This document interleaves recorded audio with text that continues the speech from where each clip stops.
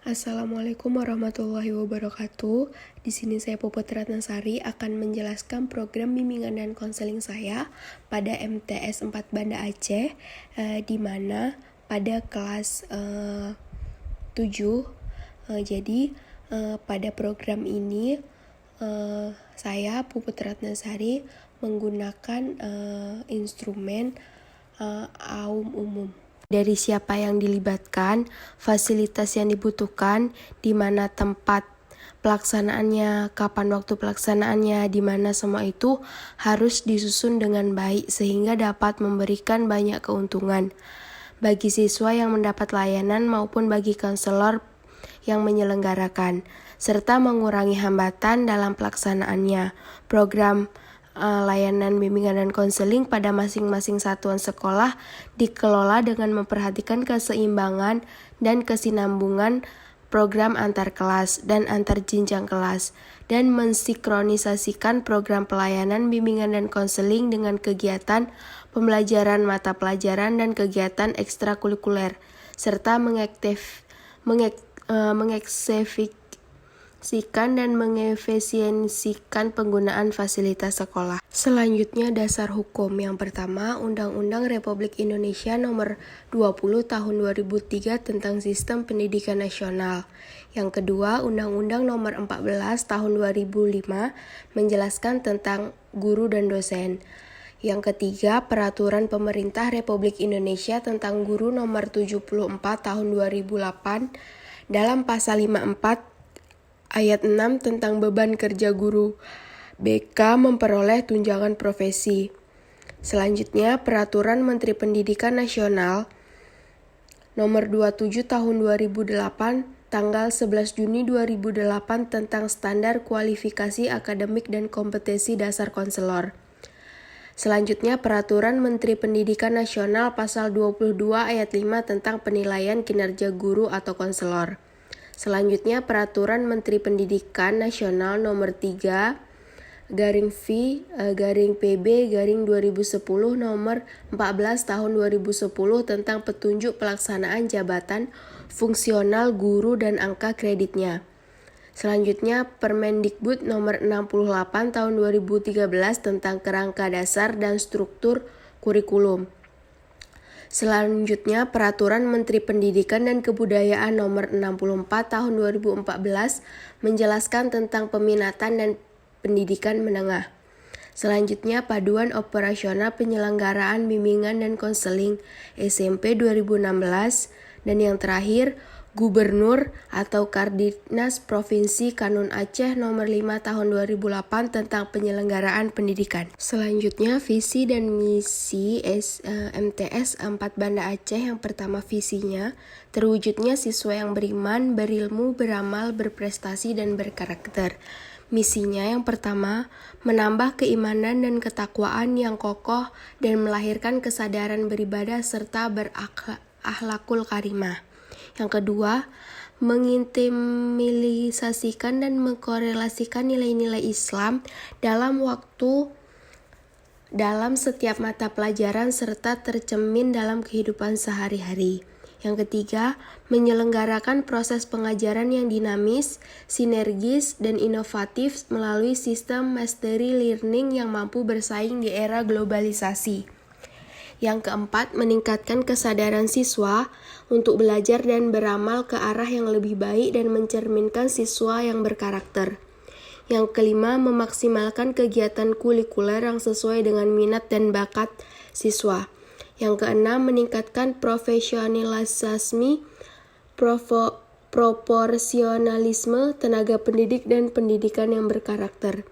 Yang terakhir, menciptakan lingkungan yang sehat, bersih, untuk mewujudkan kenyamanan dalam proses belajar dan mengajar. Selanjutnya, yang pertama kita akan membahas tentang profil kelas di kelas 7, di mana itu ada nomor item, ada bukti pernyataan instrumen, AUM, peserta didik atau konseli, jumlah responden, persentase, prioritas, waktu layanan, kemudian ada bidang layanannya. Jadi pada profil kelas ini bukti pernyataannya itu ada yang badan terlalu kurus atau terlalu gemuk, kemudian peserta didik atau konselingnya itu menggunakan inisial K1, K2, K6, K7, K8, dan selanjutnya. Jumlah respondennya itu ada 13, persentasenya ada 43%, prioritasnya segera. Untuk bidang layanan pribadinya itu ada 312, bidang sosialnya itu ada 222, bidang belajarnya itu ada 46, dan karir ada 28. Kemudian untuk selanjutnya itu teman-teman bisa melihat sendiri di layar teman-teman. Kemudian kita akan membahas tentang profil individu. Di situ juga ada nomor urut, kode, habis itu nama siswanya, kemudian bidang masalahnya pribadi, sosial, belajar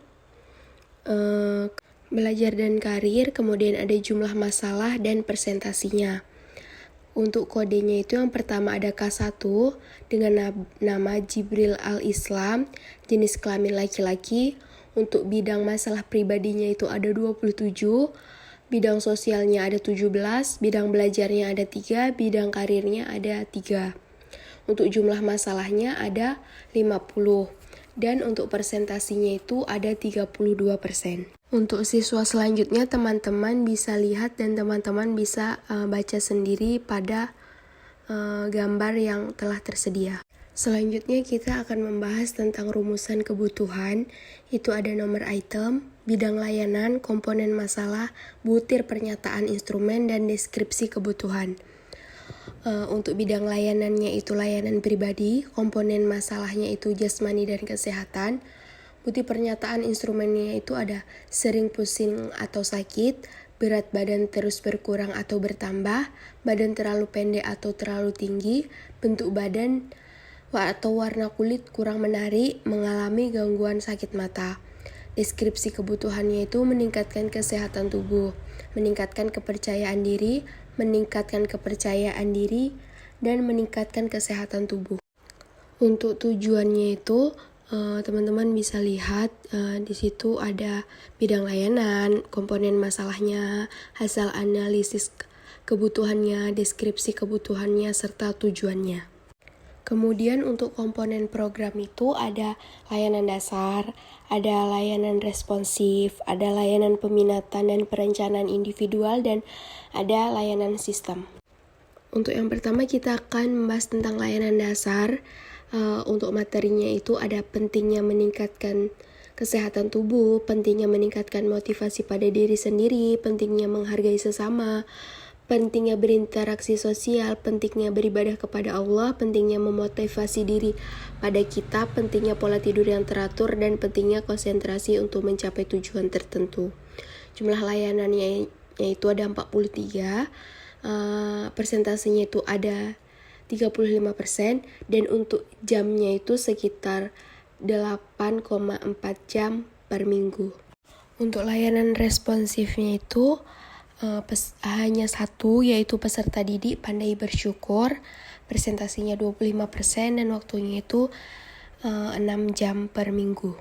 Kemudian untuk perencanaan peminatan dan perencanaan individual itu teman-teman bisa lihat seperti pentingnya merawat anggota tubuh, pentingnya memahami kesadaran atas diri, dan lain sebagainya. Untuk dukungan sistem itu seperti pengenalan staf, kegiatan manajemen, kunjungan rumah, dan lain sebagainya. Itu presentasinya 15%, dan waktunya itu 3,6 jam per minggu. Oke, selanjutnya kita akan membahas tentang bidang layanannya, itu ada bidang pribadi, sosial, belajar, dan karir. Selanjutnya untuk rencana operasional atau action plan itu teman-teman bisa lihat sendiri. Di situ ada bidang layanan, tujuan layanan, komponen, strategi, materi layanan, metode, media, evaluasi. Jadi seperti yang pertama tuh peserta didik mampu mengidentifikasi kepercayaan dirinya. Komponen layanannya itu layanan responsif, strateginya itu bimbingan kelompok, materinya itu pentingnya meningkatkan rasa percaya diri, metodenya itu ceramah dan diskusi. Media yang diperlukan itu seperti papan tulis, PowerPoint, proyektor, laptop, dan spidol. Evaluasinya itu prosesnya wawancara, observasi hasil wawancara. Selanjutnya yang terakhir itu ada evaluasi, pelaporan, dan tindak lanjut. Di evaluasi itu ada observasi, wawancara, angket, LKS, dan checklist. Untuk pelaporan itu yang dilihat itu logis dan dapat dipahami sesuai kaidah penulisan dan dilaporkan tepat waktu. Untuk tindak lanjutnya, menentukan aspek perbaikan atau peningkatan, menyusun ulang desain, dan melaksanakan tindak lanjut.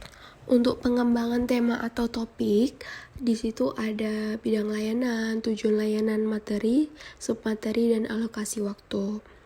Seperti peserta didik mampu mengidentifikasi kepercayaan dirinya, materinya itu pentingnya meningkatkan rasa percaya diri, submaterinya itu seperti definisi percaya diri, fungsi meningkatkan kepercayaan diri, dan tujuan meningkatkan kepercayaan diri.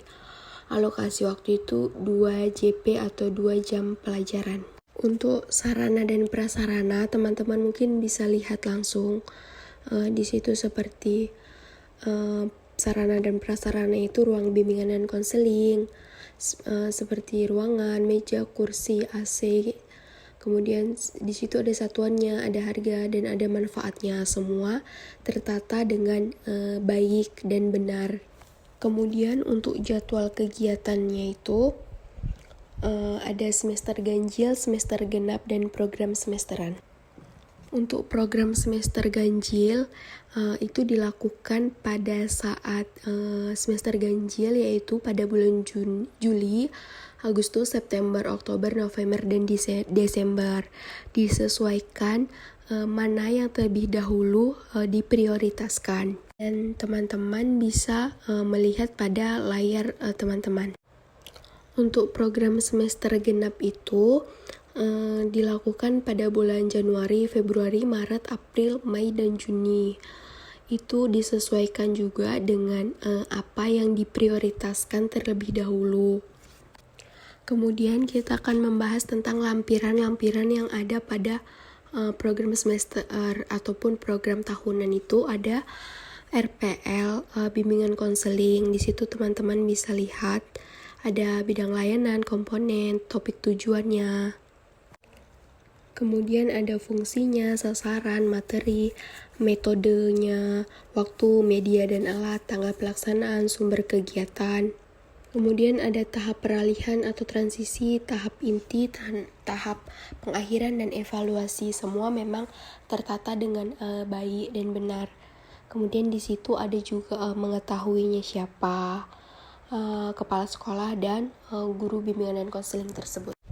Kemudian ada konseling kelompok semester ganjil, itu ada namanya, ada hari, ada pertemuan keberapa, waktu, gejala.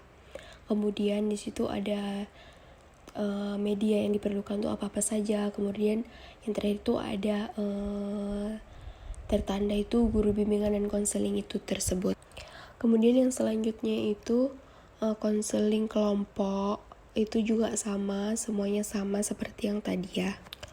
Kemudian itu lampiran-lampirannya itu mungkin bisa teman-teman lihat dan perhatikan itu seperti RPL, konseling individual, bimbingan kelompok. Konseling kelompok itu berbeda-beda, tetapi ada maksud dan tujuannya tertentu gitu. Seperti yang terakhir ini ada konseling individual tuh, seperti nama konselingnya itu tidak boleh nama tapi harus memakai inisial, karena agar tidak terbaca oleh orang bahwa si dia yang sedang melakukan atau sedang menemukan gejala yang tidak baik begitu.